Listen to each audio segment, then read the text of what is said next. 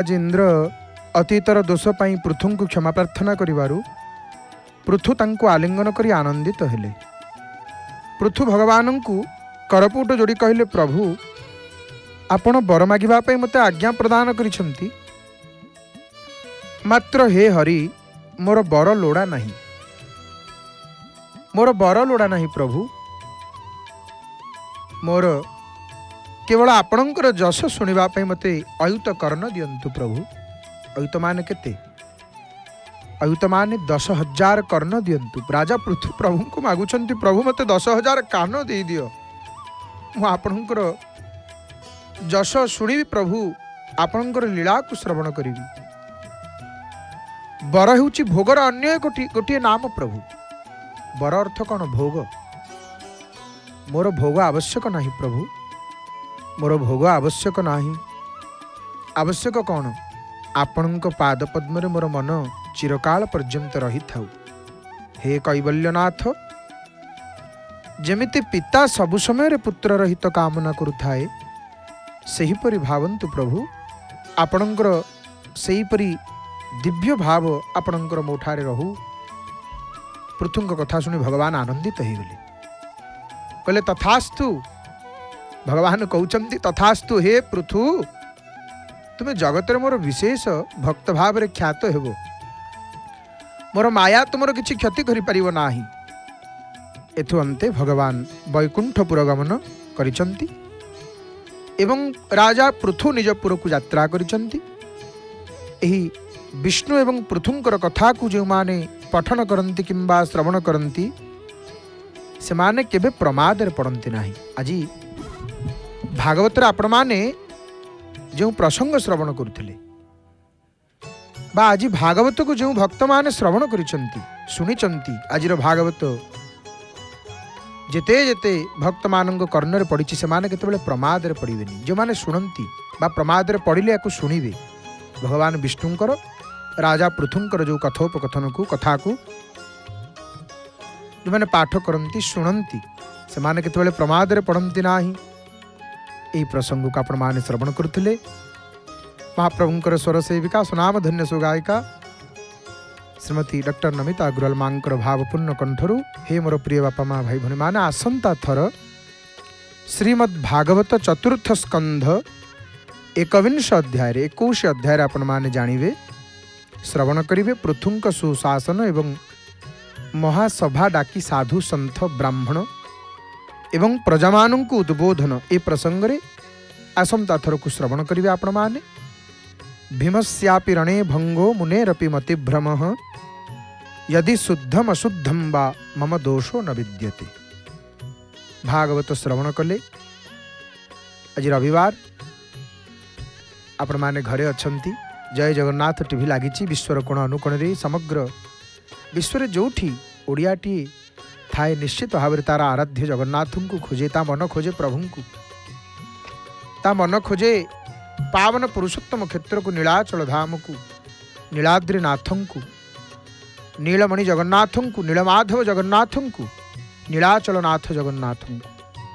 हे मोर प्रिय बापा माँ भाई भनी माने आपण मानू को शुभ संध्या जनाऊँगी। अधम या अधम तार अंतरर अंतःस्तम प्रदेशरू विपुल श्रद्धा भक्ति सम्मान अप्रतिम स्नेह आपण मानू को अर्पण करुच्ची, प्रणाम करुच्ची। महाप्रभुंकर दिव्य मंगलमय कथा को आमे माने श्रवण करिबा। पावन पुरुषोत्तम क्षेत्र आपण माने दर्शन करुचंती। पतित पावन नारायणंकर सुंदर दर्शन एवं श्री मंदिरर सुंदर दर्शन करुचंती। जय जगन्नाथ टीवीर सीधा प्रसारण रे प्रभुंकर मंगलमय दिव्य कथा शुणिले हुए कौन? लीला को श्रवण कले कौन हुए? महाप्रभुंकर लीला,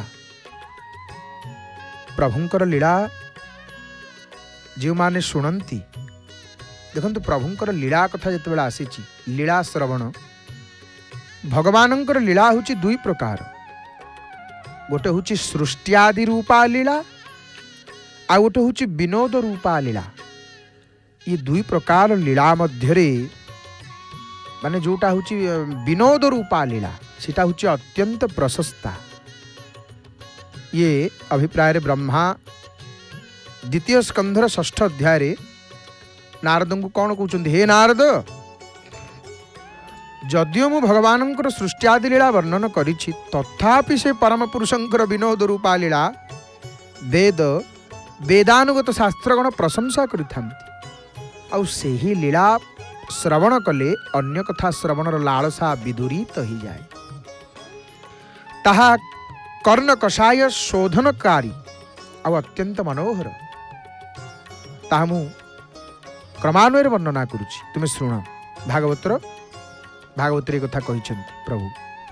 तापर 7म अध्याय ब्रह्मा भगवान विविध अवतार लीला कथा वर्णना करिछन्ति। जे भगवान लीला कथा श्रवण कीर्तनर महात्म्य आमर भागवतर वेदस्तुति रे नहीं, 10म स्कंदरे वेदस्तुति माने कौन कहउछन्ति, वेद दुरवगमात्म तत्त्वतवात्मतनो चरित महामृताब्धि परिवर्ते परिश्रमणाः न परिलसन्ति केचिद अपवर्गमपीश्वरते चरण सरोजहं शंकुल संग विसृष्ट गृहाः। माने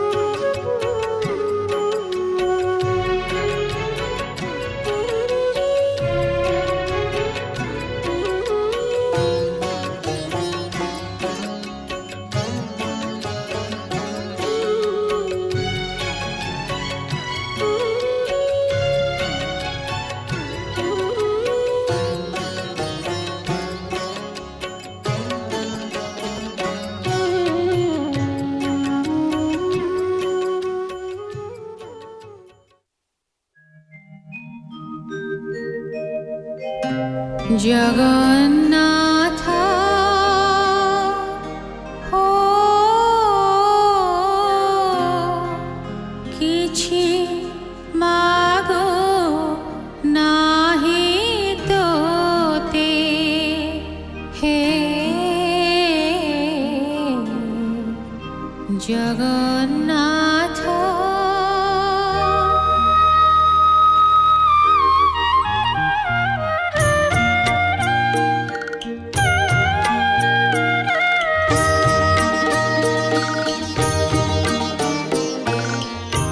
जगन्नाथ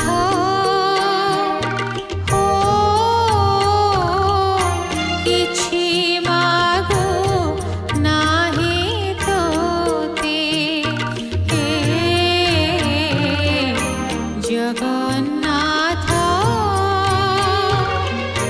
धन मागो नाही जन मागो नाही